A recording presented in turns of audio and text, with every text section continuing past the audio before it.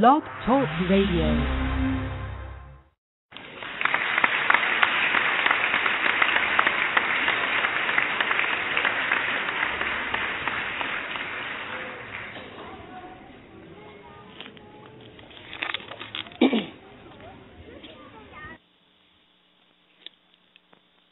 Good afternoon. Good evening. I apologize. Good evening, ladies and gentlemen. Well, good afternoon to some of those in other parts of the country and the world who listen in to the Anthony Johnson Show. Thank you. I'm your host, Anthony Johnson. I want to extend my appreciation to you for tuning in tonight. We have a great show lined up, and I'm very happy that you decided to take time out your schedule as always and pull up a seat and listen in. So before we get started with the show, as I always like to do, some house cleaning. Please, whatever you do, please listen to my good friend Michael Ingram, Soul Trainer Raw, Wednesday nights at 9 p.m. and Saturdays from 2 to 4. He's also been doing some shows on Thursdays, which is a great treat for all of us because, again, he keeps us in the know. And he is my guest tonight, talking about a very powerful new book he has out. So I ask you please listening to Michael Ingram and his wonderful group of a cast that gives nothing but great information, the truth. Wednesday nights, 9 p.m. At 9 p.m. and on Saturdays from 2 to 4 on Blog Talk Radio. Also, special thanks to Terry Wilmot. Continue excellence on her research. Hope you feel better. Get well soon. And as always, greatly appreciate your assistance. I think my good friend is on the line now, so let's check it out. Hello? Hello? Hey, brother, it's me. It's Michael Ingram. Mr. Ingram, how are you, sir? I'm well, brother, and I hope you are as well. I'm glad that you. I'm glad everything is good. Show's going well, I know. Everything is going well. I greatly appreciate you coming on the show tonight. Means a great deal to me. A great deal. It means a great deal to me that you were so appreciative and that you received the PDF so well. I'm humbled and flattered by it. I really appreciate this. Oh man, I mean this book, man. Ooh, wait. Michael, before we get started, let me ask you this question. Why is it that, sure, because you've been writing for a long time, and, I would ask you very soon to tell, the audience, the listeners, about some of your extensive background. But, before, I did the show tonight, I'm flicking through the channels and I'm watching all the news, tomfoolery, and he was talking about Paula Deen. Oh, and he was talking about, well, because it's about books. And, right. A lot of people are, a lot of companies are dropping her. She's now, I think, at Fox. Fox has, I didn't even know Fake News had a cooking show. But, obviously they got a cooking show. She'll be cooking on that show. But they talked about a book that she has coming out later. Mm-hmm. And it hasn't even come out yet. But it's going to be on the bestsellers list. How does that bestseller thing work? I've been trying to figure that out. I've written a couple of books. And I'm saying, why is my book not there? Well, why is that book there? Here's something to think about, because I had the same moment you had a while back when some of the best and brightest among us, Tavis Smiley, Sister Maya Angelou, and a bunch of others, decided to put out information that they felt was going to be good for us in the next century. And they called it The Covenant. So this was a compilation piece combinations of essays, poetry, all kinds of good stuff. Dr. Cornel West, a lot of other folks with initials and good intentions, all in this mix here. And at that time, Oprah Winfrey had her show and her little book club. And you know what she was about? When she had somebody on there and she put that little book in front of the screen in front of 20 million folks, she was going to get a serious return on her money in terms of folks were going to, let me order that book, just like that. Well, in spite of the fact that Oprah never stepped to any of these people, the Covenant managed to make the Times bestseller list. Now, this is intriguing because it was the first book done with authors of color, published by a black publishing company that was based out of Chicago, because nobody else wanted the project. So, obviously, when you see something like that survives and succeeds in spite of the odds against it, you would think that that would be something that would be embraced by the likes of Oprah and her little book club. But no, it wasn't. Now, ironically, at that same time, she put up some book by some man who would be found out to have been perpetrating and lying about everything that he put in the book. And he had to come on after the fact and apologize and say, it wasn't like that, after all the books were sold, of course, but I digress. But to get to your point about Paula Deen, when somebody like that has that kind of exposure, because remember, before she had her moment, she was letting everybody, all folksy and stuff like that, people embraced her to some degree, and when her slip showed, literally, all of a sudden, everybody pulled out. But those who we know have been part of the effort to dehumanize and separate further the divide between have and have not just materially, but culturally, spiritually, emotionally, intellectually. They embraced her because she would be a vessel for them doing the things that they do. So put her on Fox, a cooking show. See?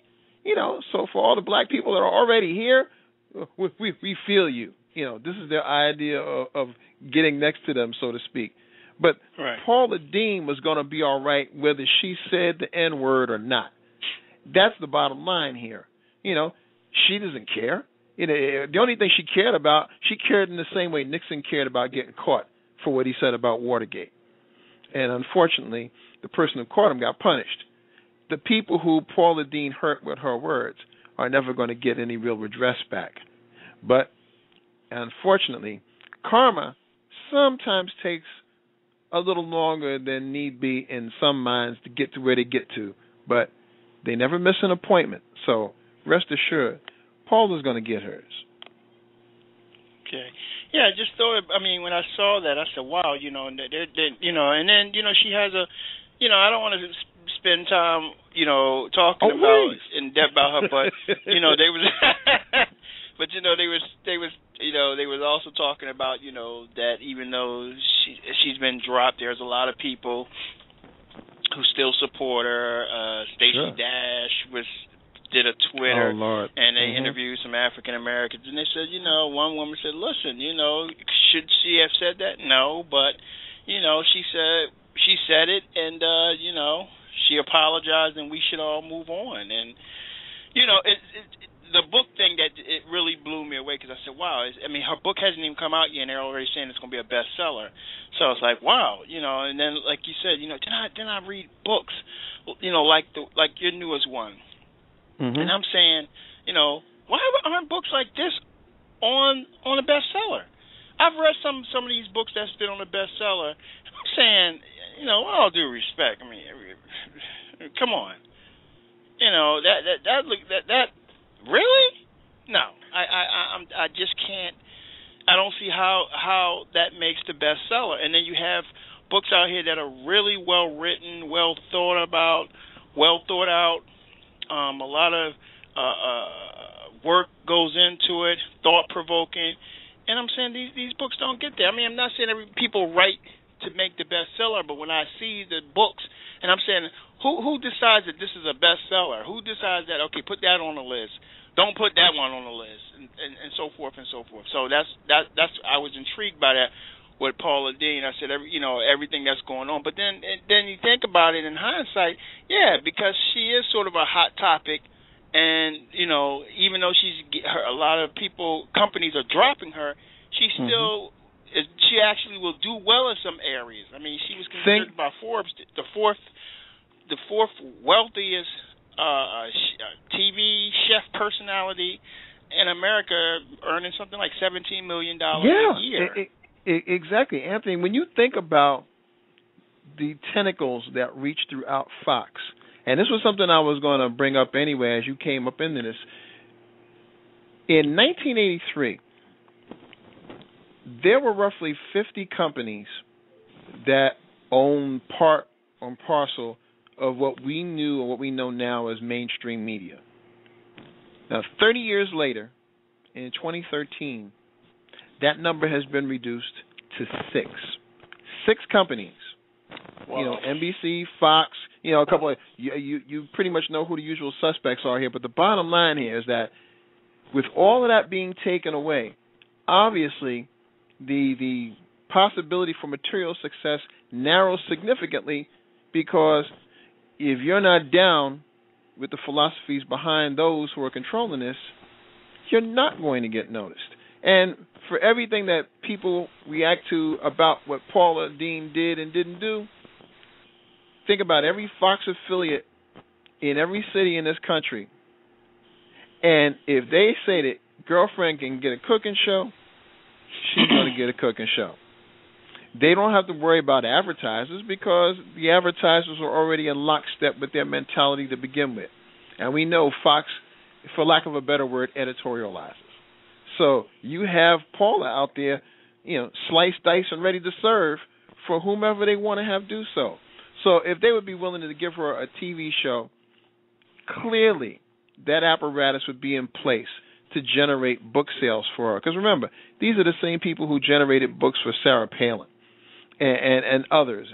After Newt Gingrich taught Sarah how to become a professional candidate and keep that money stoked up on her behalf, it was just a matter of time before others were going to do this, by purpose or by happenstance or accident.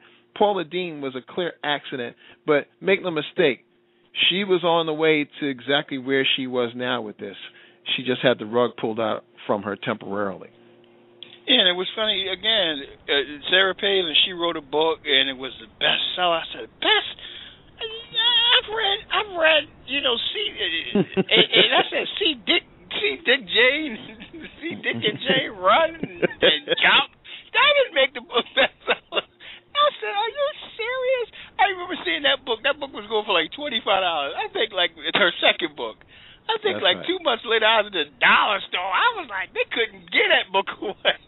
If you remember how it used to be, playing frisbee with their dogs outside. Wow. If you remember how it was back in the day when we all bought record albums, how right, oftentimes a distributor would send albums to stores and whatnot, and if they sent too many, then they would drastically reduce the prices of the albums and put them up what they call in the cutout bins. You used to find some really good stuff every now and then in the cutout bins and whatnot back in the day when they were like $3.99 or something like that for an album. Right. And this is one of those cases where almost everything came back, but it was more important to hype that because she had some lipstick and could wink and wiggle her behind a little bit, she was going to be successful, and as long as the apparatus was behind her, they were going to do everything to make that so. Indeed. So the book, this book, it's a very important book, Imitation and Life. How long did it take for you to put this together? Imitation and Life was done over a period of about 3 years, because I really wasn't at the time thinking about a book concept. Okay. I was at the time just paying attention to the stuff that was around me. See, my main vocation when I first started this was writing, covering sports. I was living in Canada at the time, in Vancouver, British Columbia. And in Vancouver, which is a beautiful city, there's a lot to do, but there's also times when you need to be rather introspective. And I found that in going to the movies. Now, movies was something I could never do by myself. My first date was a movie when I was like 12 years old, and holding hands and all the good stuff that went with it. So I can't go to a movie by myself now for the life of me. It's got an emotional attachment to it. So my social part of that, I date, and Tuesdays in Vancouver, and I think in most Canadian cities, was cheap movie night, where you could see, the first run features for a little amount of money and whatnot, and that was the night where everybody had a chance to get out and maybe, have a beer afterwards or something like that. So in this whole concept, the way the politics and current events was coming to loggerheads, it made me start thinking more about how all of this was congealing, especially when the so-called beginnings of reality TV were starting to rear their ugly heads. No statement other than maybe Jumbo Shrimp is more oxymoronic than reality TV. I mean, the fact that you got to emulate something on television which is designed to control or keep us at bay, albeit sometimes mildly, with reality, is scary enough. When they first came out with shows like Survivor and all of that, I'm sure some people thought it had appeal and all of that, but you look at how far we've come with this now, and Survivor, I don't need to look at damn Survivor on TV to tell me what the hell's going on. I'm playing Survivor every day for real. And I ain't getting kicked off any island, and I'm not going to be thrown in a moat with alligators or any of this other stuff, because if the rent man don't get his money, it's going to be a whole another twist to my version of Survivor. If I can't get groceries or if I can't pay the bills, my episode of Survivor is going to get canceled real quick. But this in this stream of consciousness with reality TV and other things, now we're starting to see that, look, more and more the wool's getting pulled over our eyes, almost in concert with the statement I made earlier about how companies were losing control of the media, so independent voices were being lost. Now, this also ran concurrent with my job working as a sports reporter and covering football for the National Football and Canadian Football Leagues. At the time I started covering, the NFL had room for independent voices, so that I could say, well, Tom Brady's a lousy quarterback, and here's why. And no one was going to lose sleep over it. But now, if I'm in this area and I'm covering the Philadelphia Eagles, and I say that Chip Kelly was a chump because he deliberately left the University of Oregon knowing that they were going to come after him and bring sanctions down on him, so he's no better than Pete Carroll did when Pete Carroll, ran like a thief out of USC, they're not going to run that. And the talk stations are going to downplay it because they're frankly hoping that Chip Kelly does well for our Eagles here. And if he wins, no one's going to say jack about it. But the bottom line is they did something wrong, and those voices of dissent are far and few between if you want to stay in the NFL's boys club. So that led to the beginning of this whole mindset about how, we're always outnumbered but never outgunned, because if you are armed with the truth, if you're armed with the ability to understand your subject matter, then nothing they say can shake you. My job, part of it had to do with going to locker rooms and interviewing players and trying to get insight on what happened or didn't happen in the game. Now, if I didn't know the game, then my livelihood would be contingent on making sure I make these interviews and talk to these guys. But if you've played it, coached it, all the other things that go with it, then you understand that there are some things that you really don't need other than if I got to get A, B, and C from a guy in a locker room and split, that's what I can do, because I don't have to sit there for 3.5 hours and watch a game and come in the locker room after the home team loses on a last-second field goal only to hear some doorknob say, "Coach, how do you feel?" After 3.5 hours, that's all he's got to say from watching all of this. So, no, I'm not there to hear myself think or talk. I want the information, and I put it out there. When the NFL started to close in and get rid of independent voices, it didn't change the fact that I knew football.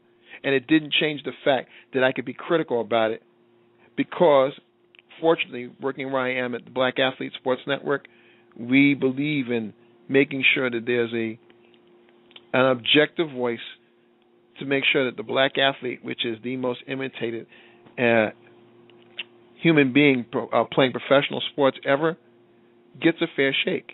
And when they do wrong, we blast them for that. But we want to make sure that in press boxes where I was, where many of my colleagues were, where you're surrounded with, just in North America alone, 94% of the editors, 91% of the copy editors whose job it is to make our stuff look good, 89% of the reporters are white and male. So when you have this atmosphere where you have these white men looking at these guys out there on the field or on the court, whether they be male or female athletes, they already have a slanted view when they sit down. Many of them never have played the game. And I know some will say, well, that's not a criteria. Well, I can say it has a hell of a lot more impact when you can speak to somebody knowing what they've done, knowing that you've been out there in that cold slapping hats as well, and appreciate what they're talking about as they speak on the ebb and flow of a game, as opposed to someone who may be resentful of the fact that these young black men, in many cases, will make more money than they'll see in several lifetimes. So there's a dual resentment in that they have to come and see these people in order to make a living. And if they latch on to one, that they'll suck on to anyone long enough so that they can curry favor from them, and the athletes, naive to the whole deal. He's oblivious to it. He's thinking he's doing what he's supposed to do, or he's hoping that maybe he'll get something from this as well.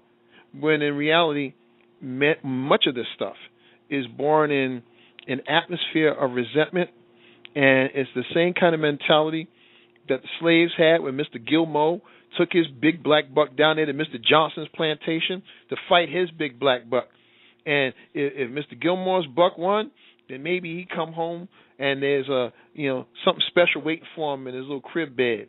And if he doesn't, there's going to be something else waiting there for him, like maybe a whip, and they lash his black ass until, he might be dead, or he might be dead or worse. But the bottom line is, you get my meaning here. This atmosphere of inclusion for all voices was slowly dissipating. And it just seemed that with each one of these that I wrote, it was almost like one more domino was falling. And it was around 1997 when I decided, okay, the idea of maybe doing a book like this would be cool, but that left because I had other things to do. So it wasn't until the late 2000s when I decided this should be something I need to jump on and formulate all of these ideas into a book. Is Imitation and Life the first book you've written, or have you written others? I wrote a book project that was completed, and it was called The Best We Never Saw. The premise of the book was to talk to athletes, other people in the media, sports celebrities, and the premise was to ask them one question: who was the best athlete that the fans never saw? This could have been somebody that you grew up with. It could have been somebody you played on a team with, and something just happened. Whether they got caught up in street life, whether they fell prey to violence, whether they were in an accident, things just didn't work out. They may have even made the pros, but something went wrong. Ironically, in Philly, as I was doing research on that particular project, I had 4 people bring up that Raymond Lewis was the best that the fans never saw.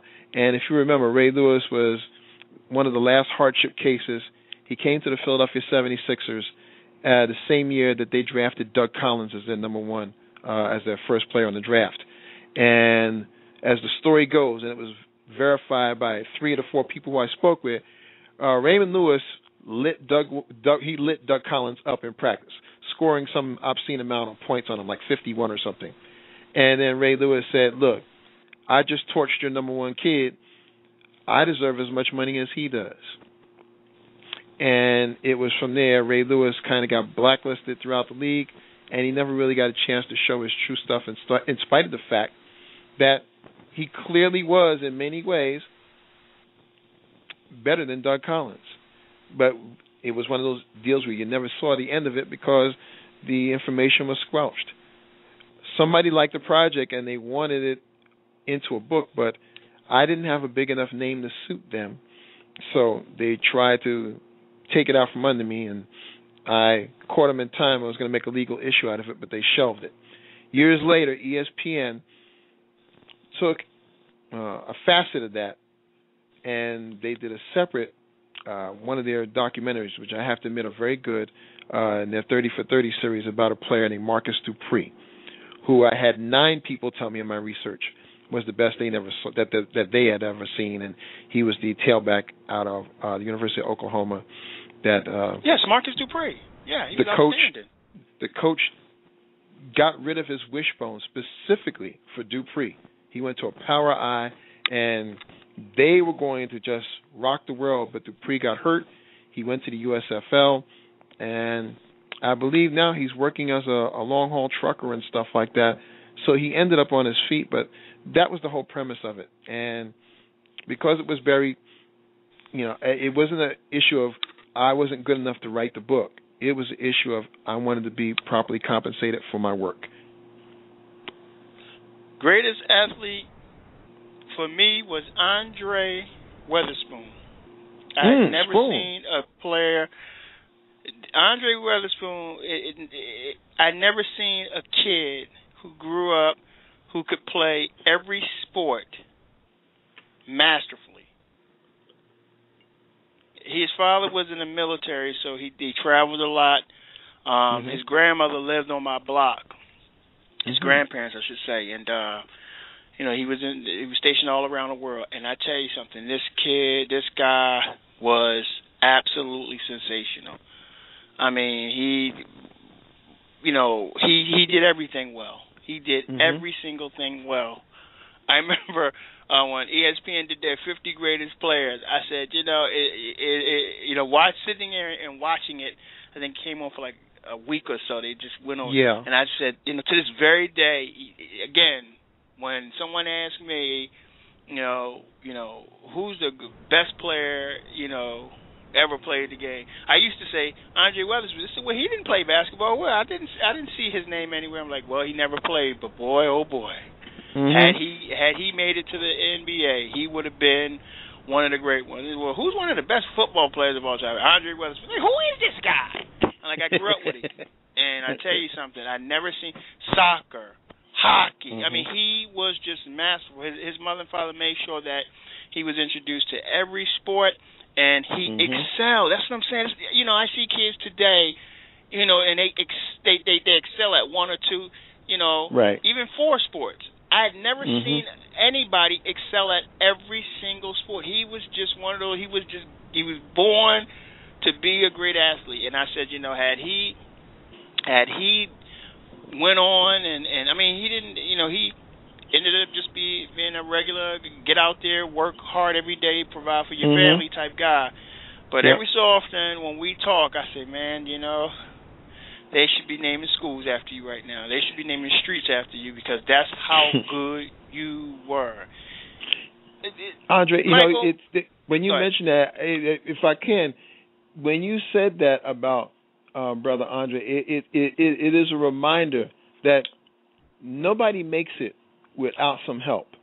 You've got to have a whole bunch of things work in your favor, whether it's knowing that you have strong family ties or a group or apparatus of people that are going to be there for you and help, steer you away from the things that could sidetrack you, your own personal wherewithal, and of course, others looking out for you, whether it's the mean streets or whether it's people who are trying to take advantage of you and not compensate you for what you need to do. Exactly. That whole premise makes it viable for anybody, regardless of what field. We all want to excel, but we know that our success doesn't come because you deem it within your mind that, oh, yeah, I'm going to be great and all that. No. You always have help. And it comes from sometimes the strangest places, but no one ever does it alone. That's not any kind of fallacy. That's truth. Agreed. References and questions have been asked on promotions for your book about any comparisons to the movie Imitation of Life. How did you come up with the title of your book, Imitation and Life, and why did you choose this title? Partly because of the movie. Imitation and Life has been done twice, and the original version is a true tearjerker. It's one of those movies where you don't want to admit that you're crying at the end, and it's like, oh, there's something in my eye. It is a heart-wrenching story, and it is about identity in lots of ways, and it's reflective of what our country was back then, and even is even more reflective, I feel, of what our country is now. But when you combine that with some of the earlier premises I talked about how, reality TV is replacing things in some people's mindsets, that is an imitation. The Housewives of Atlanta, all of these kind of shows that deviate from what real life is truly about. And they have the nerve to call it real. It's like calling Coffee Mate real cream. That's the kind of stuff we're talking about. When these forces clash, it isn't the real thing. It is an imitation of itself.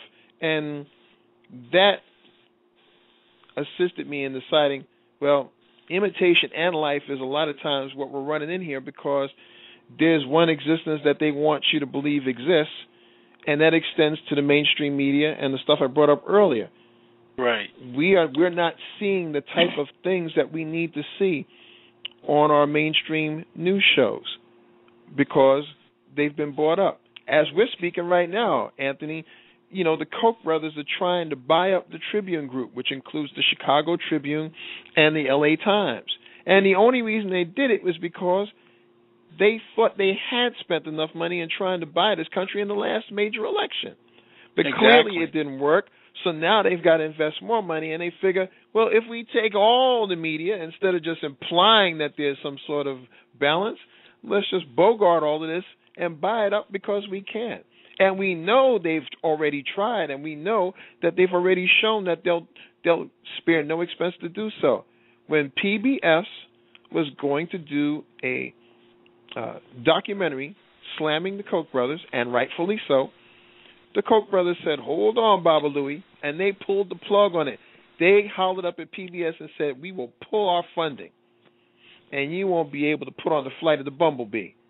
And that's exactly what PBS had to back up.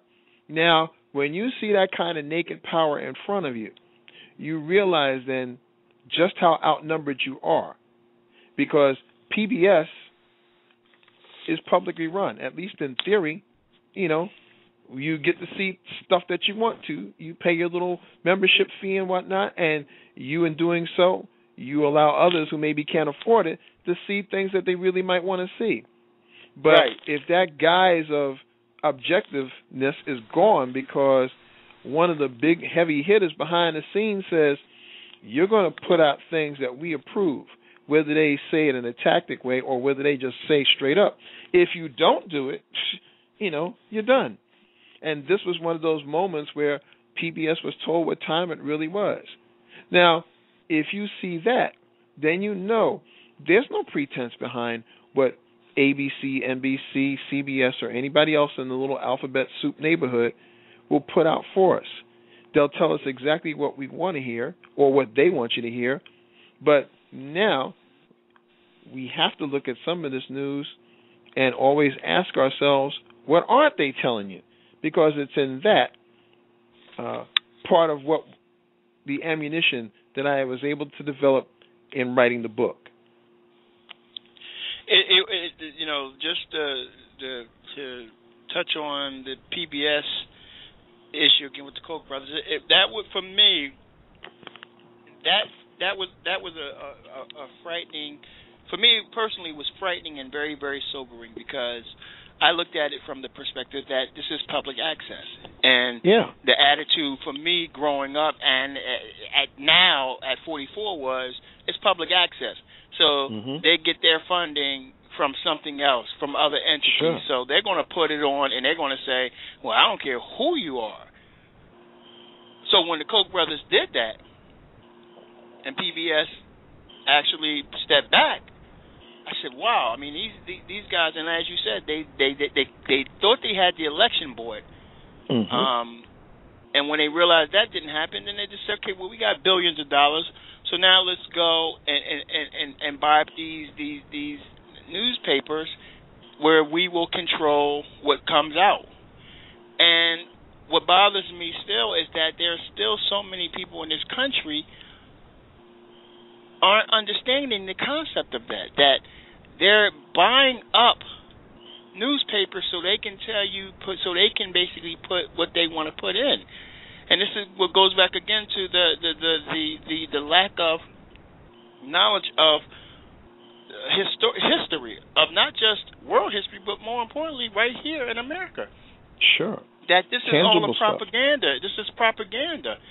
And again, but as you said, when you put on these reality shows to keep, the public entertained, and that's what we as a public have become now. We want, it used to be a couple, it used to be at night at 8:00. You turn on your TV and you were entertained for a couple of hours till about 10 o'clock. Mm-hmm. Now it's 24 hours a day, 7 days a week. We just, we as a society want to be entertained every single day. And you have forces in the media says, well, we can do that. So we can put on, what do you say, Real Wives of North Philly, whatever. The Real Housewives of Atlanta. Right. American Idol. American Idol scares the crap out of me. And no hate on anybody who watches the show, but it scares the crap out of me because the phrase itself, American Idol, a lot of Americans have been idle, and I've said this on your show before. When we see, the idea of people singing doesn't bother me. I mean, I've been in the arts almost all my life, and I spent part of my career as a singer. But when you see that the concept was taken from Live at the Apollo, and then when you see that concept had blown up so much, not necessarily in recognizing the best talent, but in making the personalities who were judging the talent the actual show instead of those who were aspiring. Because it's not been the first time that this sort of format has existed. I mean, this goes all the way back to Ted Mack and the original Amateur Hour. And for those younger ones out there, Google the phrase Ted Mack and the original Amateur Hour, and it was just like that. Or Ed Sullivan's show. They were variety shows where people came on, some famous, some not so famous, where they were being exposed for the first time. Ironically, I think Gladys Knight was discovered on Ted Mack and the Amateur Hour when she was like 8 years old or something like that. The problem now is that so many people are hypnotized and caught up in American Idol that they're spending the same kind of time on American Idol that they should be spending on making sure their kids do their homework or making sure what's going on politically in their own neighborhoods, making sure that school boards are doing what they're supposed to instead of being in situations where schools are getting closed and prisons are being built. Now, and again, I'm not trying to slam anyone, but you need to understand, if you're spending all this energy talking about why Fantasia didn't win or whatever the hell it is, you need to ask yourself, where else can this energy be expended, or how much knowledge or how much time have I invested in determining and making these opinions?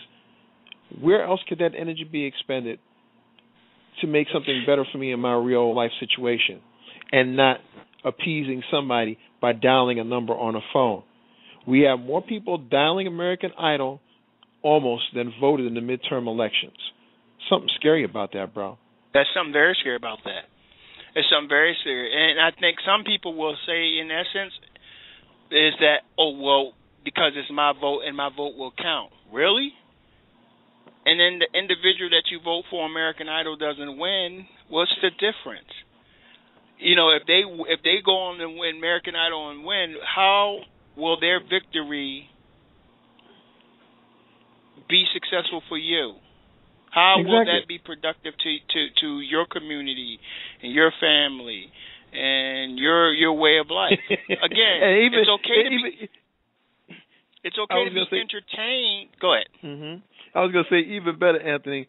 What are they going to do when the one who was the clear talent, who was better than everybody else, gets kicked out for politics? And then what are you going to say? That they got robbed or whatever the heck it is? You know, they were robbed. Your anger won't change the fact that politically the thing was set up for somebody to win, and that it really wasn't so much a talent contest as it was a popularity contest. And we know oftentimes in the popularity contest, it's usually the prettiest girl or whomever has whatever most appeal or charisma they feel is exuding from them wins out over the talent. And in many cases, that's what American Idol was, because they weren't looking at the singers, and they really weren't even looking at the talent. It was about Simon Cowell. It was about Randy Jackson, dog, and whoever else was among that. They became the show. You know, exactly. Who's Simon going to insult tonight? You know, that's the kind of stuff that took away the whole purpose of the show, and that's where it became a negative feeling instead of something that was there to entertain you. I didn't mean to interrupt, but yes, that's how I saw that stuff. No, you're right, and that's what it is.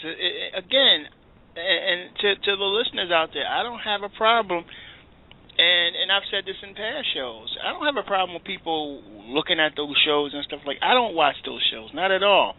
Mm-hmm. But don't get to the point where you need to be entertained 24 hours a day. I hear people going to work and I'm tired, I need to be entertained. It's like, no, what you need to be doing is focused on what's going on in your neighborhood, what's going on in your community, what's going on in your state. I mean, here in Philadelphia, when you have, a horrible mayor, and I'm not saying, he's a horrible person because he's done stuff bad. I'm talking about from a policy perspective, like he cannot lead. And you even have, we got like the equally. I mean, it's double. I'm not saying that it's a trifecta, but they're doubly bad. Then you got a governor who's just as bad as the mayor. Yep. And it's like, how did these two guys, how did they win? Mm-hmm. How in the world did these two guys win? I mean, they have no clue. I was just talking to somebody a couple of days ago about the mayor. I said, as his term comes to an end, and you know how they give those farewell addresses? Yep. Mayor Nutter will be probably one of the first mayors that's not going to have much to say about accomplishments in the city. That 311? Give me a break. Yep. Mm-hmm. I mean, I always say, my thing was, I guess I compared them to guys like, in many respects, to Franklin Roosevelt. Yes. To a guy like Abraham Lincoln. I said, because look at what they did in the worst times. And this is why they're so revered. This is why this is why when people say, George Washington or Abraham Lincoln, I said, Abraham Lincoln, 7 days a week or 6 days a week and 20 on Sunday. And you say, well, why? Because George Washington was he was there when the nation was in its infancy. This guy had to deal with a war. I mean, the nation had cut itself in two. And you had Franklin Roosevelt, the Great Depression, and what was going on. And I say these are the times that you would think that guys like Nutter and Corbett, they would have relished. They'd be licking their chops, saying, "Oh man, this is where I'm going to make my legacy at."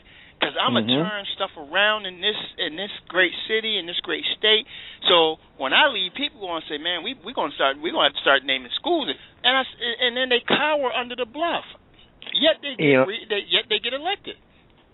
To your question, Anthony, when you said, "How do these guys get elected?"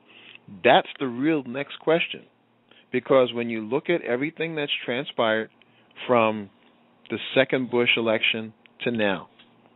That's the question that folks haven't asked, because it hasn't been brought up amongst the mainstream media, because they didn't want to know how.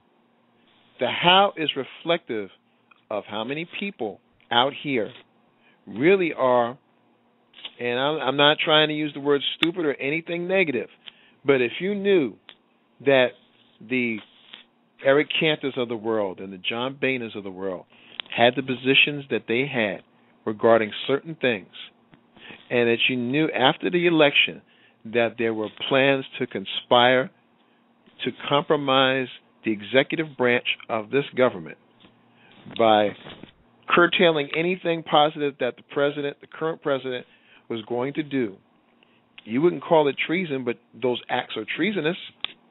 And those people who lived in those districts could have said the same things that we're saying to ourselves. And some did.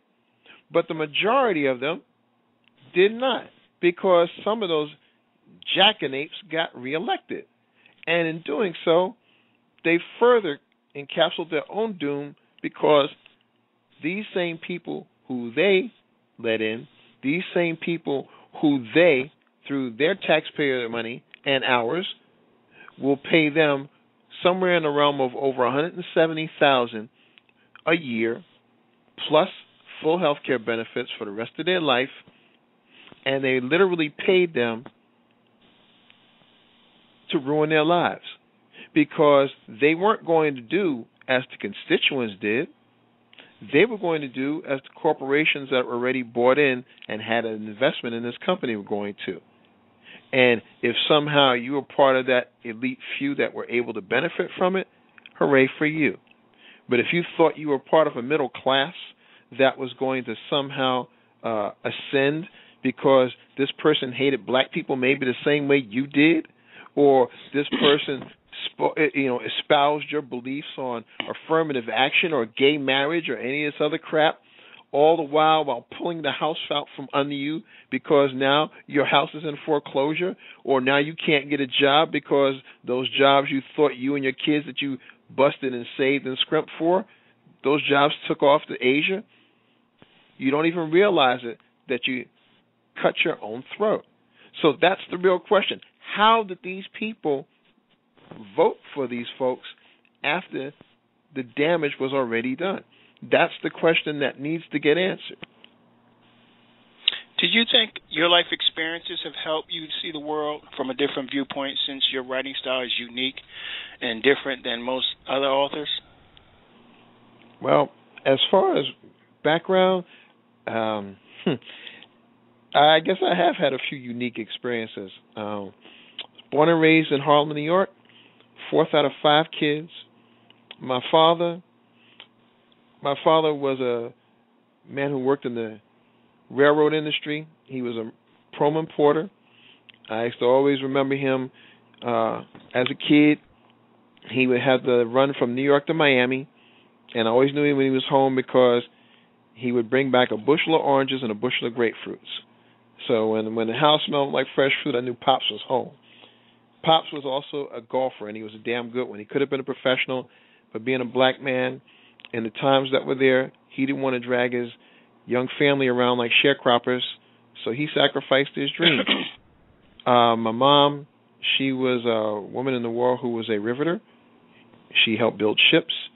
She was a pretty good athlete. Matter of fact, there's a lot of athletes in my family. I'm a legacy in the sense that I have a cousin, Nate Ramsey, who played for our Eagles. He was number 24, played from 63 to 68.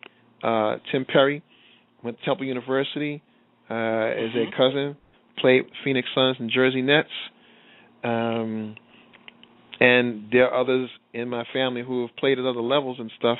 My cousin Thurman Pucci, he was a pretty good athlete at Neptune High. I believe he played with Phil Villapiano, and who was a later linebacker with the Oakland Raiders. But we were always engrossed in stuff to do. I was a voracious reader. Apparently my mother was, while she was carrying me, she would go to the library every other day and just load up on books and read everything in sight. And to this day, I can't go anywhere without a book. As I'm sitting in my house now, there's a magazine in the bathroom, there's a book by the bed, there's a book by the computer. So, there's always something to read. And for whatever reason, there's got to be truth about that prenatal stuff, how it must go through osmosis in there, because I've been reading for a very, very long time, and I didn't care what I read as long as I was reading. So I was a big comic book collector, and, I was a nerd in that regard. Comic books and albums. If I could have worn vinyl, I would have been Bo Brummel, because that's all I spent with my money growing up. And my mother, God bless her, she threw away a Spider-Man one, bro. I was like, oh, God, no. And I had taken good care of my comics. One of the few things I had, and this Spider-Man #1 was laying out because I was showing it to somebody, and we were talking storylines and all that stuff. My mother threw the comic out because she was mad at me. And I need not tell you what a Spider-Man #1 would be worth right now. So it's one of those deals. But yes, experience-wise, I stated earlier, I've been in the arts almost all my life. I sang professionally. I danced professionally. I was taken under a wing by Charles Moore, who studied under Alvin Ailey. One of my mentors and one of the smartest men I was blessed to know. I had a great voice coach, Kamal Scott, who was a fantastic singer in his own right. And I was comfortable early with the sense of knowing who I was. And that was because I had family that might have thought I was strange, but they loved me anyway. So it was about, I was the different one. And different wasn't bad. It was just different. And, that is how I was approached and nurtured and loved. And, I get that love from my family by birth and from my extended family to this day. I've been blessed with knowing and being loved by people who were in the strangest places, in Germany, in British Columbia, here and elsewhere. I've had the fortune and blessing to live in other places, to see things that maybe I wouldn't have appreciated as much, but now that I've been a couple places and look back, I really appreciate them. And a wonderful bunch of people that accepted me, warts and all, as is, just as I did them. And there's a saying that we say you have two families, the one you're born in and the one you choose. And I was blessed to have found favor in both. Is there a particular message in Imitation and Life that you want readers to take away from reading your book? I want people to, or at least I hope when they read my book, they just think more and think a little more critically and think better. I think oftentimes folks are offended or reject people who come off as know-it-alls and things like that. And when I started the radio show, Soul Tree Radio in the Raw, it was a peel off of wanting to have a round table format where other ideas could be thrown into the pot, which is the phrase we use. But you'd have other angles on it or people who totally disagreed. And they could make salient arguments about why they disagreed, so that at the end of it all, you'd say, okay, maybe they aren't a bunch of angry Negroes. But from my reading background, I grew up reading everybody.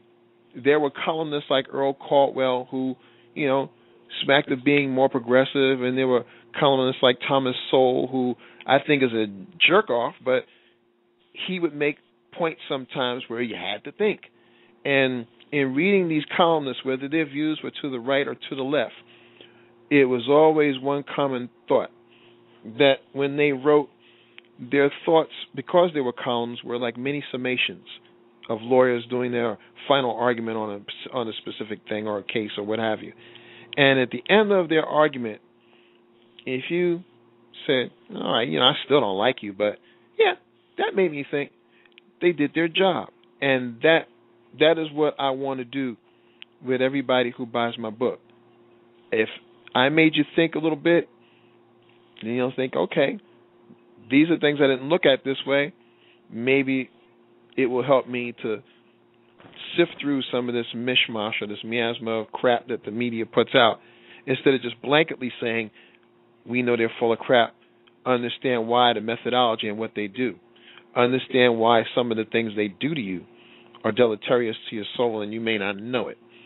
But I don't want you to feel like I'm telling you this is what you need to know. I want you to read it and come to the conclusion on your own. Right, exactly. In the book, you talk about the dark side of sports, Mm-hmm. and the pimp game that it's become.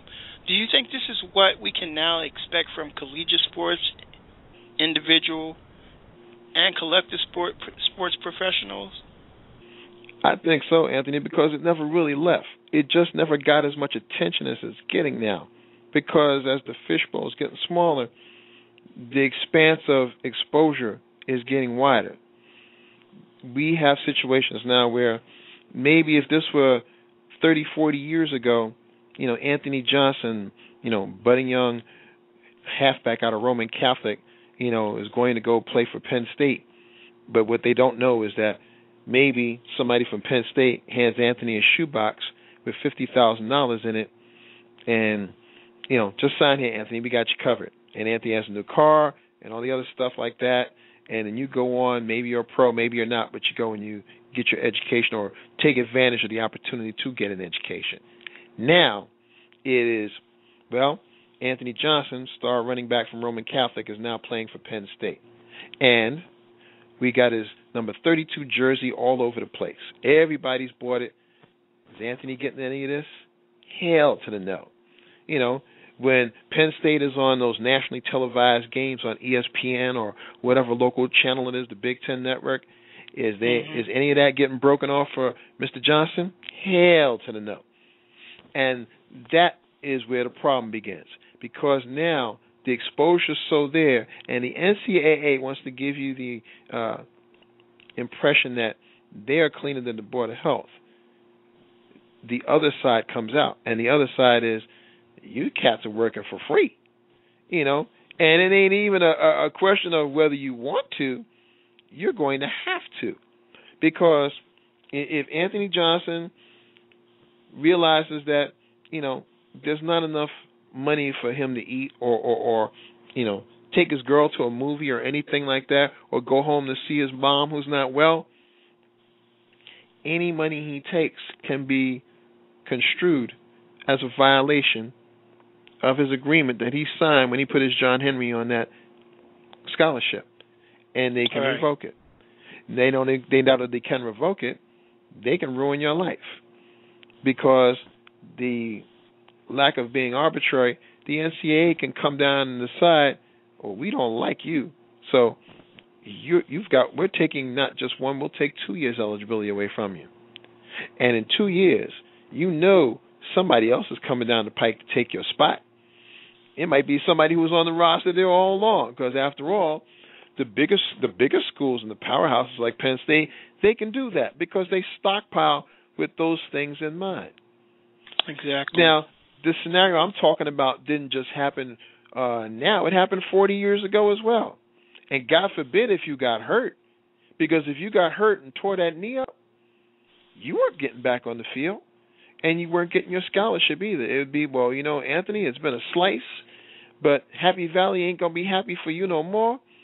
Take your behind on out of here, and you're pumping gas somewhere, with false memories of the experience you had at Penn State or whatever school it is, because you were pulled up and sucked into a personal services contract without financial compensation. Let me ask you this question. With all the hundreds of millions of dollars that the NCAA makes, and I've asked people this question, and it's been mixed. Should collegiate athletes be paid? Why not? Everybody else is getting paid. These are the people doing the work. They are de facto employees of the institutions that they work for. When you turn that TV on Saturday afternoon, you're not expecting Ohio State and Michigan to have their science majors come out on the field and throw beakers and test tubes at each other. That ain't going to fill the stadium. You're going to see 105,000 people spending at least $60 a head. I'm using this as a rough figure because one of my colleagues, co-host Patrick Farrar, is a proud Ohio State Buckeye, and he said straight up, when Ohio State and Michigan play, seats are going for at least $100 a head. Now think about that. Even in the cheap seats, they're spending $100 to see these cats run around and chase a little pig hide. And you do the math on just the ticket prices alone. Let's not even talk about the money for you, me, Terry, and a couple other friends to go there and see the game together, and then spend the money on getting parking, and then buying beer and hot dogs and a pennant and cap and all that old nonsense. By the time we've walked out of there, whether our team won or not, we've spent upwards of somewhere between $600 and $800 for that one afternoon, which is why the Penn State situation was so heinous when they said that they were being fined $60 million, and they put that money out there and blazing $60 million, like they had did something. That $60 million was going to be spread out over 5 years. And when Penn State played Ohio State at Happy Valley last year, they made that $12 million in one Saturday afternoon. And like my Cajun friend Justin Wilson, the old cook, used to say, I guarantee they made them ducats. Believe it. Yeah, and that you know, it's just funny you touch on that. That's why when and I was telling some people about this. I said when the governor here was saying that, you know, went and filed suit against the NCAA, Penn State made it clear their board said we have nothing to do with what this guy's doing. So that's right. We're not suing. We're okay with the fine. Yes, we're good. He wants to sue. Good luck with that. But they were very adamant. They were very clear that they had no part in that suit. That they felt that the NCAA had given the ruling was fair and was just. And as you said, when you're talking about the money that these powerhouse schools make in one game, that's $60 million, you know, that was nothing. And this is what I was saying. I said, you know, this is nothing compared to Penn State. Will make that up I was saying they'll make that money up in a couple of games. It's nothing to them. That's you know, right. So when people were walking around saying, and initially even the people who run businesses, you know, in Happy Valley were saying, oh, we're just going to hurt it was almost like you could hear the trustees go into those stores and saying, hey, silly, stupid, shut up. It's That's not right. going to hurt you. Everything is fine. Don't let these outsiders come in here getting you all frothy at the mouth. $60 million, you're fine. You're going to be fine. Don't worry about that. Business as usual, and it was business as usual. You know. And Anthony, for the people who aren't maybe ardent sports fans, I want to use a similar correlation just with straight education, because as the NCAA plays itself to be nothing more than a clearinghouse for the pimp cartel that runs this, where they get free labor through basically indentured servitude. For those who maybe not be all that into sports, think about it as it is in your life regarding education, just basic education at the elementary level. You know, parent-teacher boards or school boards were designed supposedly to have a more intimate insight into your kids' education and at some points have a better say in it. But I can tell you in New York City that hasn't worked because the money that's gone to these schools got corrupted by the parents in some cases because they saw that money and they saw a way to manipulate it. We see now in Philadelphia and in other cities, Chicago, you know, these schools have been co-opted in a self-same manner.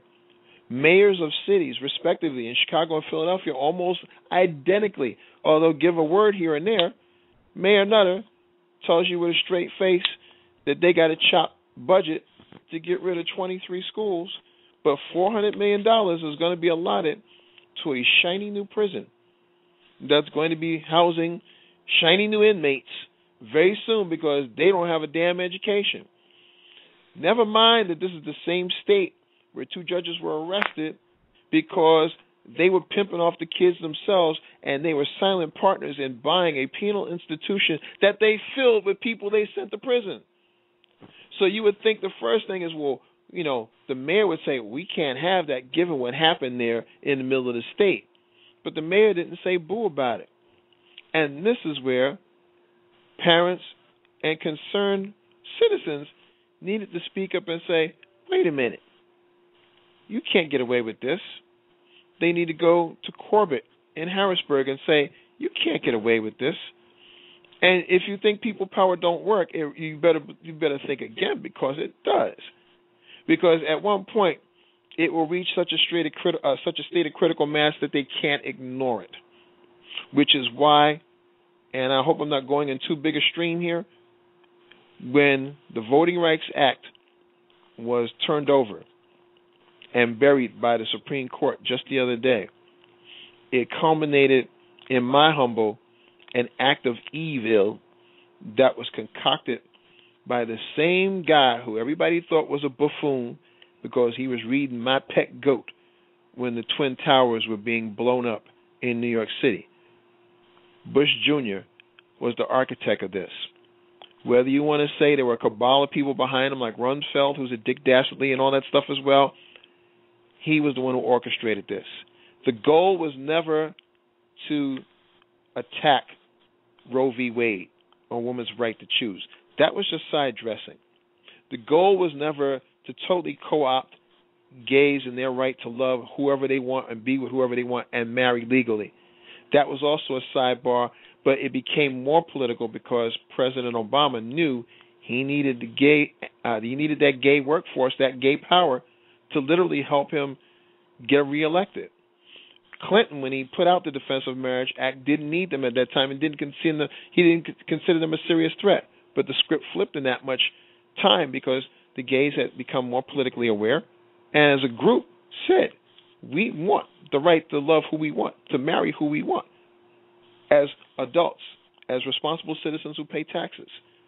And they knew at some point, let's be 100 on this, there were other conservatives and Republicans who were also gay or maybe in the closet and couldn't come to grips with their own reality or who the hell they were. So they did some of the perverted stuff that they did. I'm not saying gay is perverted or anything like that. I'm just simply saying they weren't true to themselves and they abused their own offices and abused their power by, as what we see do with pious folks, screech to the high heavens about how bad something is, but really behind closed doors, that's when the freaks come out at night, to be putting it bluntly. And this all manifested with one thing in mind. Gays, black folks, poor folks, Latinos, with immigration, everybody who isn't an elite has one weapon that they utilize, and that is their power to vote. So when they struck down voting rights, it wasn't just a strike against black people. It wasn't just the idea of those states who had bad reputations before for deliberately stopping people from voting. Voting rights being lifted allows every state now to do whatever the hell they want. And we know because the map across the country has gotten considerably darker, there are other agendas at stake, so that states that maybe wouldn't have had a problem at all with the Voting Rights Act because they were never under scrutiny for it, now will be. What did we hear in our own state of Pennsylvania when that idiot came up and said, voting rights, we got it covered, book it. That Republican cat said, the election's in the bag, we got this. And he didn't, bag, baby. That's right. We didn't get it, but that was the point. Voting rights was the thing that they were after. And now with the court slanted with the appointments of Samuel Alito and Chief Justice Roberts, who is in his early 50s and gets to make policy or determine policy as the swing vote for the next 25 years at least, you see what kind of trouble we're in. And that's why I say, are you still going to watch American Idol now? I would hope not, but alas, it appears so.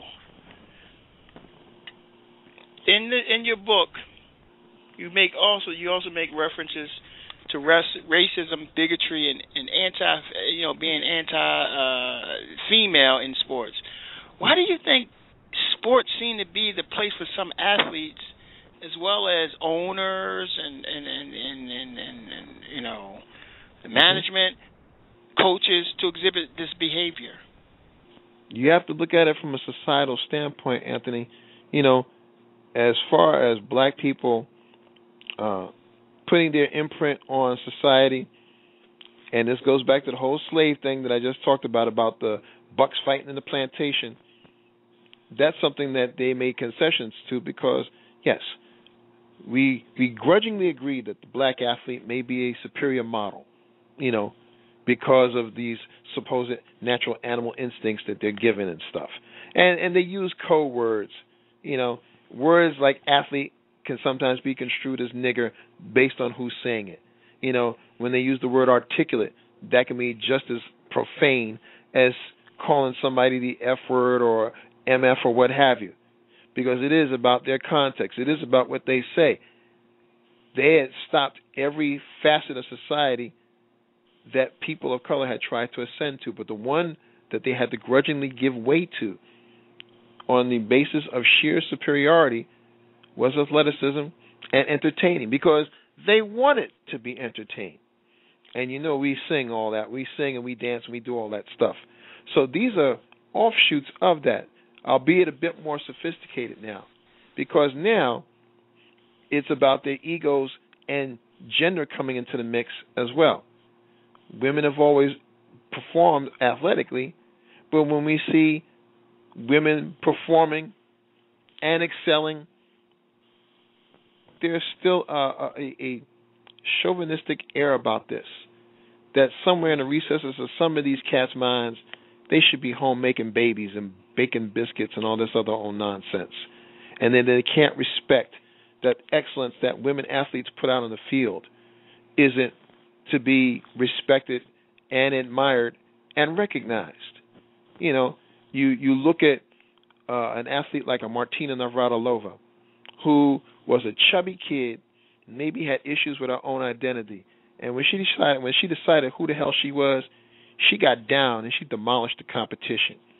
I look at Martina and I look at Serena, and athletically I see one and the same, passionate, attacking players who, whether they could beat a man or not is irrelevant. In their sport, they look to dominate. They look to be the very best that they can be. And for that, they get criticized. Martina at least said, look, it's my life. Y'all can kiss my you-know-what. Serena, by her play, says that same thing. But oftentimes, because she's black as well, she catches the resentment of other people who would do the same things that you would think human beings wouldn't. But we've seen how humans can be inhumane. And when Serena gets booed because they don't like her attitude, because she's trying to perform as best as she can, when we see soccer players around the world who are of color in Europe getting booed, having bandanas thrown at them, made monkey chants, all kinds of crazy shit, and sometimes being members on the same team, having their fans boo at them because of the color of their skin, because they resent that they're not looking like them, because they're the ones who paid the money, they're playing for their team, but they don't look like me. All of these things are offshoots of this.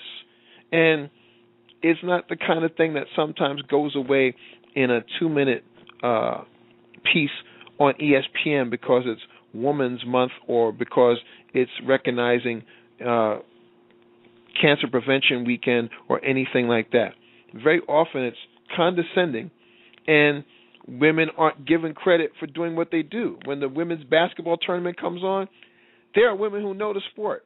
They can tell us who's doing what. They got the nuances down and all of that. Why does a man have to sit there and say, oh, yes, we're endorsing everything that you say, ladies? And it has to be a white guy, too. So, the ladies are like, look, we got this. Leave us the hell alone. But they don't do that because the ESPNs of the world do the same things that the other mainstream news does.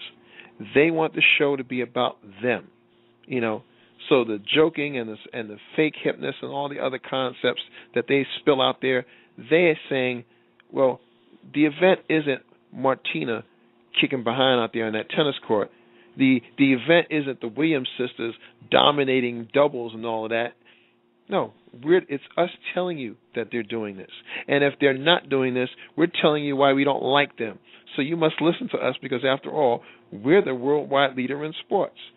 It's this kind of brainwashing that, again, is an imitation of the real thing. And it dilutes the efforts of people worldwide. It doesn't even have to be about sports. Anytime you pick up a history book now from now on. Now that we have a black president who's got 8 years in, can you imagine what those books are going to look like, Anthony? Can you imagine what they're going to say about what he did during this term and what stuff still isn't in the history book? You take the subway sometimes in Philly, just like I do in New York City. But how many people know that any train running around anywhere in this world would not be running if it weren't for the mind of one Granville T. Woods, a black man, who created the electric third rail system and the concept of it? We don't see that in history books.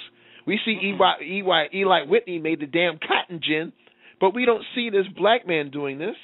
You might hear about George Washington Carver and what he did with peanuts and Booker T. Washington every now and then. But there are black men and women who have created all kinds of things that benefit all of mankind. And they are never talked about in the same reverence or importance as their white counterparts. And we know there's a deliberate reason for that.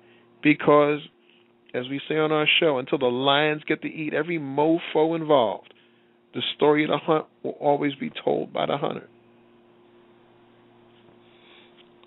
Politics in sports is ruining college and professional levels. Do you agree? Politics never left. Politics has always been there. And whether the politics involves money or whether the politics involves who represents the money, it's a separate sidebar. But the politics is never going to leave. If there weren't politics, then every year there wouldn't be 25 schools that would be listed as the top 25 for football and basketball before a football is kicked or a basketball is shot through the hoop. They've already decided these are the schools that are going to be given favor and that they will be more likely to get that TV money and be involved in the bigger games because we've decided in advance that they're going to be the ones to reap the benefits of this system that they call amateur athletics. But we know there's some pro pimps out there working these kids. And we also know that, just like I made the aside about you and what happens if you take a Big Mac or a Happy Meal from the wrong guy, they will take your money away from you. Mm-hmm. They don't want to see independence manifest itself in strong-minded individuals who understand their value and will go out of their way to get their value. We won't see kids getting a fair deal until more parents say, well, let's look at this contract here. Now, you're saying that my son can't do A, B, C, and D. Well, then something else has to be put in there to make sure that he's going to get compensated. In a free enterprise market, you should have the right to solicit your services for whatever amount you see fit. And if somebody is willing to pay it, then hooray for you, get your cash and go. But even with that, there should be at the very least a stipend system for athletes who are in Division I and scale down to Division II, depending on budget schools, where they are guaranteed money so that after that big game when Anthony Johnson runs for 200 yards, you won't have to hear him or hear about him on the local news being arrested because he shoplifted because he was trying to make a little extra money so he could get some food money or buy his girl a new dress or something. That's the kind of crazy stuff that gets into the politics of all of this. They'll do whatever they want. There's not a uniform system to punish. And when in the long run, the people who should be punished, the coaches, because many of them know they're operating in an illegal environment, get away scot-free, like Pete Carroll, like Chip Kelly here in Philly. Other coaches have done it. That coach in Rutgers who was smacking kids around, throwing balls at them in practice, he was caught on film calling people faggots and the N-word. He was caught on film. And it wasn't until he was caught on film that, I'm expressing regret. Yeah, your ass is expressing regret because you know that money's gone. Right. You regretful like a son of a gun. But now, even with that, he got paid to leave. He got a buyout, yep. They gave this $500,000. $475,000. He was paid to abuse your sons. And I'm saying that to any parent who's got any kid in a collegiate athletic program. These coaches were paid to abuse your kids. And in doing so, they got nothing more than a smack on the wrist. And it wasn't even a smack on the wrist. They were given and he'll a be somewhere buyout. else. He'll get hired somewhere else. Sure he will. Sure he will. And the story will die because the apparatus that's in existence will let it die. They won't talk about it. Unfortunately, as this weekend came up, and this young kid, Hernandez, is possibly going to do or maybe forfeit his life for a possible alleged murder, the issue that of him playing for the New England Patriots and the fact that Robert Kraft, as influential as he was, and Roger Goodell, the commissioner of the NFL, as influential as he is, did a nice job in making sure that they didn't get too much uproar over this. Every time that the mouse, and when I refer to the mouse, I'm talking about ESPN because ESPN is owned by Disney. Y'all know Disney and Mickey is like that, hence the mouse. So every time the mouse talked about the story, they were very matter of fact, oh yes, Aaron Hernandez has been blah, blah, blah, blah, blah, blah, and they let it run. But when they're looking to do a hatchet job on somebody like a LeBron James, who came up with a bunch of brothers who he said, you're going to handle me one day. You're going to get a law degree so you can work on my behalf. You're going to be a CPA, all this other stuff. And not only is he handling his affair, he's drawn others toward him. When a strong black man speaks up like that in the face of a society that looks to stifle anyone, but especially a black person with a type A personality, that's a major feat. So ESPN has gone after him full guns, not because he left Cleveland, not because of his decision. People forget that that so-called decision was drummed up by ESPN, and the money he made ESPN prior to saying he was going to take his talents to South Beach, that money went to the Boys and Girls Clubs of Cleveland. Now, you would think such a humanitarian move would have been appreciated, but they trashed this kid for it because they were expecting him to say he was going to stay with Massa Gilbert on the Cleveland plantation. He decided to do his own thing, and they shredded him for it. And to his credit, he said out loud, ain't nothing y'all can do to me now. And the three reporters who looked to dog me, I will never speak to you again. That's what they're fearful of. LeBron James was armed with his own belief in himself and the truth that he knew that somehow his talent and his efforts were going to pay off. He bet on himself and he won. And when you're armed like that, you might be outnumbered by all of those people out there in the media who can jab and stick pins in you mentally and emotionally. But at the right time, you get to fire your weapon, you do damage, and sometimes you overcome, just like LeBron James did. In the book, you tie in, when you talk about the politics and talk about the politics in sports, you tie in a lot of, you do it very well, movie quotes. So you talked earlier about when you were in Canada, where you always, Tuesdays, that was movie night, Mm-hmm. What led you to tie all these components together in your book, the movie quotes? It was funny because I can tell you when it originally started, it was the Jack Nicholson movie, The Witches of Eastwick, with Michelle Pfeiffer and Susan Sarandon and all of that. Yeah. And there was an issue going on in Canada where a women's group, I believe First Nations or Native Canadians up there, were catching hell over something. And they were dogging them out, and they were talking about how, those natives, they're all alcoholics and other kind of crap. And the native group had made points about how this land of theirs had been under contract and under treaty, and they didn't want the Canadian government to be literally Indian givers like many Indian treaties in America that were avoided because of aggressive action by our own government. So as they were making these points, I'm watching the Witches of Eastwick, and the scene where Jack Nicholson comes calling on Susan Sarandon, and in the movie she's a cellist, and these are three lonely women and looking for something to fill their lives, and Jack comes in, does his thing, and he talks about how wonderful women are. And he makes the point about how women were called witches, but really all it was politics, because the doctors were mad that these women acting as midwives were doing everything that the doctors did, but obviously we're doing it out of either humanitarian bent or doing it for less money. So instead of recognizing that it was just competition, they decided to wipe out the competition by calling them all witches so they'd be burned at the stake. And in this, Jack Nicholson, and I'm quoting from the book, looks in Susan Sarandon and says, "Men are such cocksuckers, aren't they?" And that is what made me tie the two together. And I was like, okay, that works.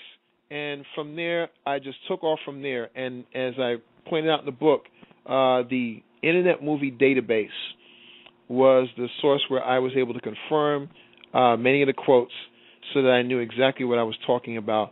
And in the book, all the quotes are in bold. So with each storyline that I present, the punchline, so to speak, for lack of a better word, is the bold quotes.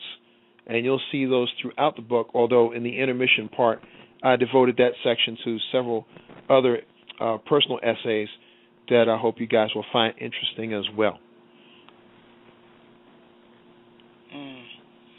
Yeah, I just love the way you did that.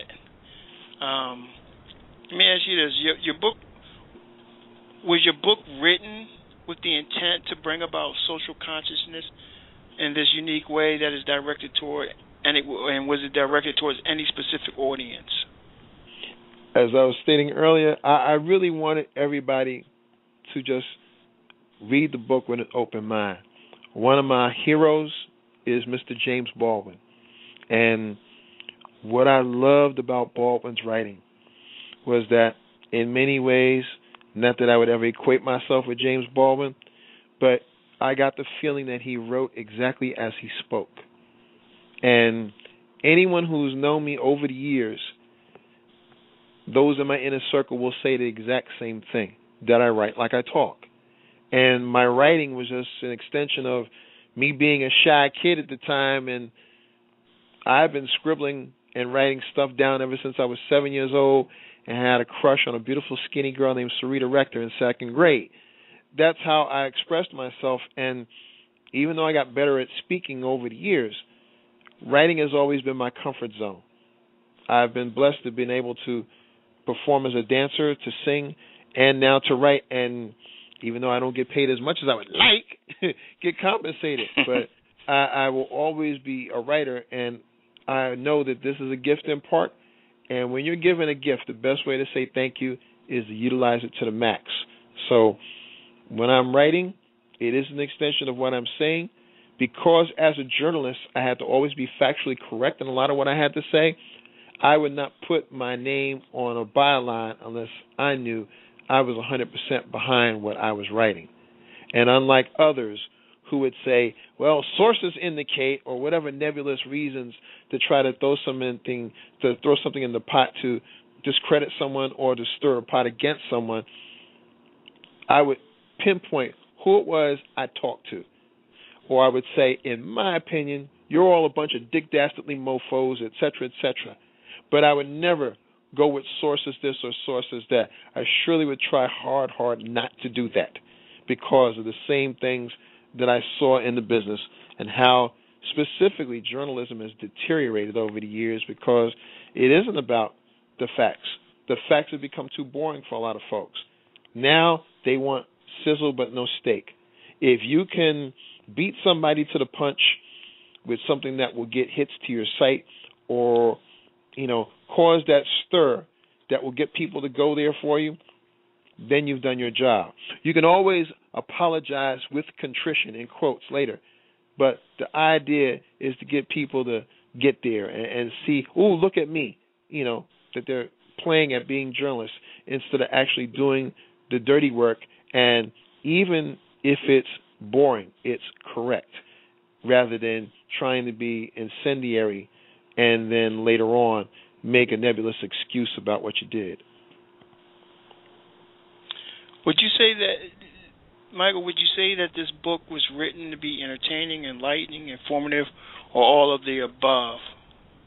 I hope all of the above. I think there's some points where folks might find it really funny. And I think there's some points in the book where folks may find it a little sobering.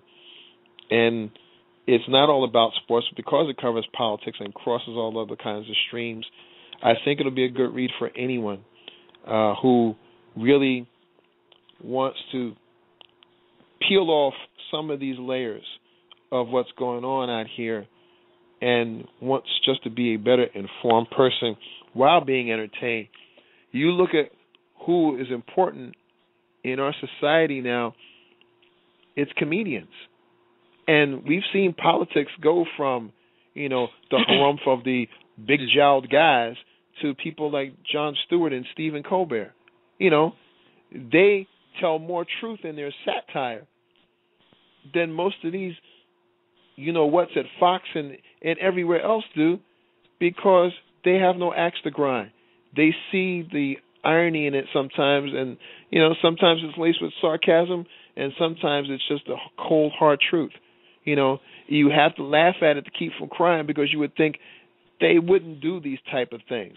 But when they get exposed, and the Stephen Colberts and Jon Stewarts of the world do it, or when you hear Chris Rock riff on political things, or somebody like a Carlos Mencia used to do, but Mr. George Perez does now, or my man Fluffy, Gabriel Iglesias does, or Jeff Dunham. All of these guys do this in varying degrees. They make people think. And if you're smiling or laughing while you're doing it, it makes you even more receptive to it. And I'm not the kind of cat that can tell jokes that make people laugh like that. But I think some of the situations generated their own humor. And I hope that's what readers will find in it when they thumb through the book. Michael, are there any projects you're working on? And what do you hope to accomplish in the future as a writer and author? Yeah, actually, there are 3 projects in addition to this completed one that I'm working on. The second one is science fiction. It is called The Heroes of Harmony Corners, Part 1. It's something that's been a personal project of mine for a little while.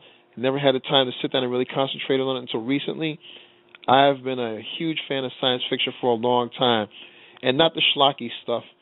Every now and then I'll watch like the peanut butter and jelly sandwich that ate Cleveland, but I'm talking about the introspective stuff, like movies like The Day the Earth Stood Still. The Outer Limits was my favorite show when I was a kid. Used to scare the crap out of me, but I loved it. It's like, we're controlling everything. Sit down, shut up for 46 minutes. We got you. We're going to tell you a story and then go to bed. And I love that stuff. The Outer Limits, The Twilight Zone, all that kind of stuff fit my script. And as I got older, the fact that my mom enjoyed it was also something, because it was something that we could do together. And as 4th out of 5, or in Southern parlance, a knee baby, you took your attention when you could. Now, my oldest brother, he got attention because he was the oldest. My youngest brother because he was the baby. My sister because she was the only girl. And if mine had her druthers, she'd have had 5 girls. My older brother was a Dennis the Menace kind of cat. He was always doing stuff.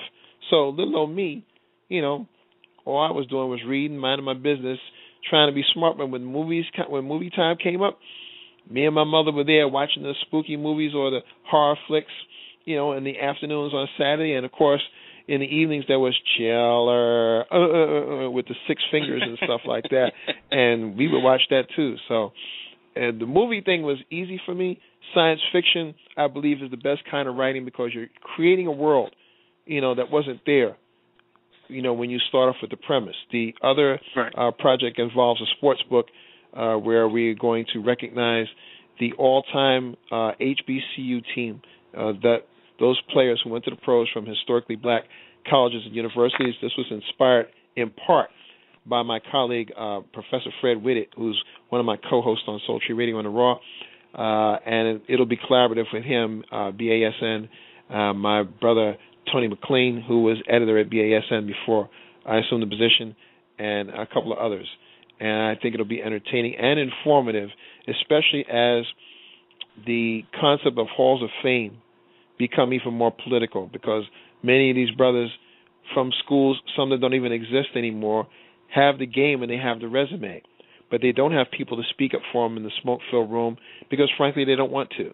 And as they get into the point where they're older and now there are committees where less and less of them won't be around to hear their name called to get those roses so they can smell them now before, if ever.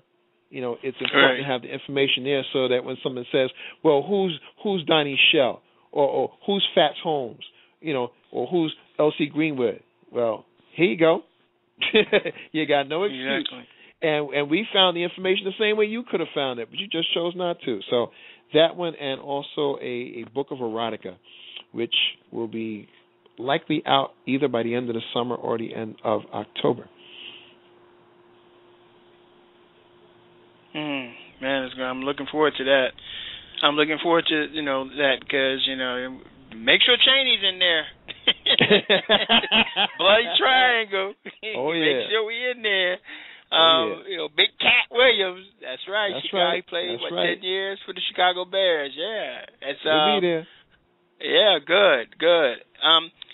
Michael, do you have a preference for writing fiction or nonfiction? Do you enjoy both of them equally, or one takes precedence? I don't know about equally, but I do enjoy it. I enjoy the fact that I've been blessed for a long time not to be stuck with long-term writer's block about something. Ideas, for some reason, have been flowing freely for a while, and it was in large part due to my colleague Anthony McLean. While I was in Canada, I was involved in a situation there where, in writing for a paper, I wrote columns against insurance companies that were trying to deny long-term disabilities to people who had, in many parts, contracted hepatitis C. There was a pandemic going on in British Columbia that had to do with something called the tainted blood scandal from a few years back that had finally hit there and manifested itself in multiple cases of hepatitis C in manners that were not indicative of what they would call typical cases. And because of this, insurance companies were running like thieves. And as I wrote about it, I didn't think it was as much as trying to speak up for them as seeing eventually what the full effect of it was, because after I had written one column about a specific person, I got about 80 letters from across Canada.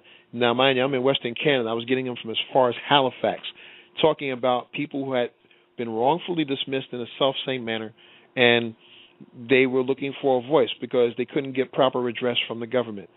Well, in that time frame, before I left Canada, I got blacklisted. There's no other way to say it. I had to stop earning a living as a writer. I sold everything to take care of debts, and I came back here thinking I was never going to have a chance to write again. I went to school to become a medical biller and coder. I graduated with honors, and as I was getting ready to take my test for certification, I was contacted by a colleague of mine, Michael Bruton, who I had been covering Super Bowls with while covering the National Football League. He had secured a position as Sunday editor for the Philadelphia Tribune, and it was through Michael Bruton that I was able to get back in the game again. And I promised myself, once I got back, I was never going to let anybody silence me again, because they were more than happy to shut me the hell up, even though I wasn't doing anything more than my job. And it had nothing to do with color, because most of those people in Canada that I was writing for were white, and they were just looking for somebody to speak up for them, because no amount of money in an insurance policy is ever going to match the feeling that you would have when you get your own health back. There's no price on that. And I saw that several times over. I made friends and seen people die because the courts literally choked them off because the insurance companies could match them dollar for dollar and just wait them out until people passed on. And then they would be there with the usual contrite look, talking about how sorry they were to those parents for their loss, knowing they had played them like chess pieces. I promised myself I would never be silent like that ever again. It was like the scene in The Magnificent Seven when James Coburn and the rest of the guys were given their guns and told to beat it. You've got no stake in protecting these poor villagers. And James Coburn, as Bingo, says, nobody gives me my guns and says run. Nobody. And that's a philosophy I believe to this very day. It's not just something I picked up off a movie. My grandmother, Lillian Lucy G, instilled that in me. My mother and my parents, Lillian Ingram and Junius Ingram, instilled that in me. Everyone in the House of G, the family line, whether it was Ingrams, Perrys, or G's, or Kellys, all those people instilled that in me. And it's what those ancestors wanted for all of us. I feel flows through me. Everyone in my inner circle who really understood me and accepted me, that flows through me too. Like I said, I'm not doing this alone. And the fact that I've been able to be blessed to do this is something I hope will continue to manifest for a long time, or until when the horns blow and I got to go. But when I go, I'm not going with my guns empty. I'm going to keep firing, and I'm going to keep making people think, and I hope people will understand, because it's not enough to just put stuff out there and think that it's all right. It's not about being right or being wrong. It's about being understood. I want to be understood. As a writer, I want people to understand my intent. And as I say on my show, and I really tried to be good, Anthony, so I wasn't trying to cuss as much. But on my show, because of my background, I do cuss like a sailor. But the issue has not to do with me and profanity. The issue is the acts that make you cuss in the first place. That's the true profanity. When the state of Texas can try to kill abortion rights for women there, no matter how you feel about abortion, and you've got a state senator brave enough to stand in front of these rednecks and filibuster for 13 hours. She can't go to the bathroom. I mean, it's straight out of Mr. Smith Goes to Washington. And she makes them kneel because of the strength of her own conviction. That's the profanity. That she had to stand up there that long to do it in the first damn place. And ironically, no sooner had she been able to defeat them that they went back and rehashed the thing and put it up for a vote again. Right. This is the kind of stuff we're talking about. You know, people have to arm themselves to fight back as best they can. Some aren't going to be able to do it by writing, but if you do it by knowing that in your community you're not getting what you want from your school, you need to speak up. If you know that there's redlining going on and the banks don't want to do right by you, take your damn money out. You know, if there's not a fresh fruit or grocery store in your neighborhood, go elsewhere.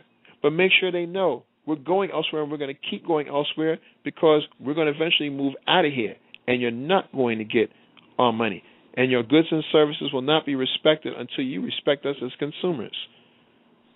There's plenty of ways that you can fight back. The essence of what I think this book is about is that sometimes you can feel overwhelmed. I can only imagine what that brother felt, John Lewis, when he heard about the Voting Rights Act being turned over, knowing how he had been spit on and dogs biting at him and policemen beating on him as he was crossing that bridge in Alabama. It wears you out. It sucks the life out of you. And it affects everybody. And they're hoping that we don't have the jam to get out there and fight. Because if we don't, then the chasm between have and have not will be complete. And in that chasm will fall black people, white people, Latinos, Asians, gay, straight. Everybody's going to be in that shit pit. And they're going to be in there because it was designed to do just that. They don't want to say it, but the world is getting darker. And they know, because they can count, that they have job one to try to get rid of as many of us as possible. Y'all take that any way you like. But the bottom line is that there are ways you can fight back. And the best way is to use their own stuff against them. And I hope that is the one thing that you get best out of in the book, in addition to being more informed, having a smile between pages, and ultimately liking it enough to get the next one. Imitation and Life, always outnumbered, never outgunned. Where can they get the book from, Michael? The book is available now on Amazon.com. You can also pick it up on Kindle. I believe the Kindle, there were a couple bugs in that, but I believe it'll be straightened out by tomorrow. So you can get it right now on Amazon.com. I will appreciate it. I'll autograph as many as I can if you send them to me. But yes, indeed. But without a doubt, I am so grateful that you did this. I didn't expect this, Anthony, and again, I'm really humbled by this, and I hope that everybody will take turn to listen to my show as we endorse Anthony and his efforts as well. We're not the only ones out here doing this. You know, cyberspace is going to be the place until they try to close that down too. But watch a mainstream newscast every now and then and see what I'm telling you is right or wrong. That's one thing we say on our show. You don't have to believe a word we're saying. But if you see something that you know ain't right and it stinks, then maybe that'll give you pause to think, maybe these cats weren't so crazy after all. That's what I want you to do. Just think, because it's the one thing that's not illegal yet. Yes, indeed. And I've been very honored to have you on the show. Just always a pleasure, and greatly honored that you came on and talk about this. This is a magnificent book, and I'm saying to the audience, please go out and support it, because it's worth it. You will enjoy it, and it will provide you with a great deal of food for thought. So please, Imitation and Life, always outnumbered, never outgunned. Michael, thank you so much for coming on the show tonight. Thank you, and again, I want to send a special shout-out to Terry for doing such a great job in putting the book together and stuff. And feel better, Terry. I know you're a little under the weather tonight. And Terry's like my a superwoman, right? She does it all. She does it all, and I share that sentiment. Feel better, Terry. Our prayers are with you. Thank you so much, Michael. Thank you again, Anthony. Good night. Good night.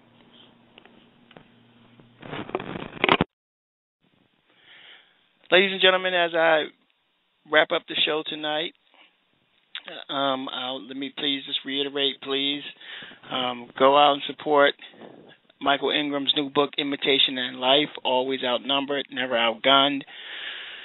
It's a magnificent piece of work. And, as we talked earlier about the bestseller, I mean, I don't know, if there was ever a book that should be at the top of your reading list, this book is one of them. So go out and get it. Imitation and Life, always outnumbered, never outgunned. It's on Amazon.com. It's also on Kindle. The kinks are being worked out now, so you should be able to go on and purchase it within the next 24 hours. And, I greatly appreciate it. I close tonight's show with this edition of We Can Be the Outcome. I guess it's no longer new information that the Supreme Court of the United States voted to strike down the Voters' Rights Act. So I guess 5 of those 9 justices must have been asleep during the entire 2012 presidential election, where some of the elected officials did everything except threaten to lynch citizens from voting. Now that SCOTUS has done its deed, there will be many parts in America where elected officials will now make it more difficult for certain citizenry in this country to vote. Ladies and gentlemen, simply stated, upholding the Voting Rights Act by the Supreme Court of the United States would have been, at the very least, the smart thing to do. You see, it's easy to think that America has come a long way since Jim Crow placed his boot on the necks of minorities to keep them from exercising their right to vote. Unfortunately, SCOTUS failed to keep up with the changing times. 60 years ago, mob violence kept minorities from voting. But in the 21st century, public policy is now doing the handiwork. SCOTUS should have been ahead of the curve and did what was necessary. Unfortunately, it has once again failed mightily. Making Citizens United constitutional and striking down the Voters' Rights Act are simply some of the worst decision-making in the annals of the Supreme Court of the United States of America. To be continued. Thank you so much, ladies and gentlemen, for tuning in to the show tonight. As always, I am grateful, honored, and humbled. I'll see you soon. Good night.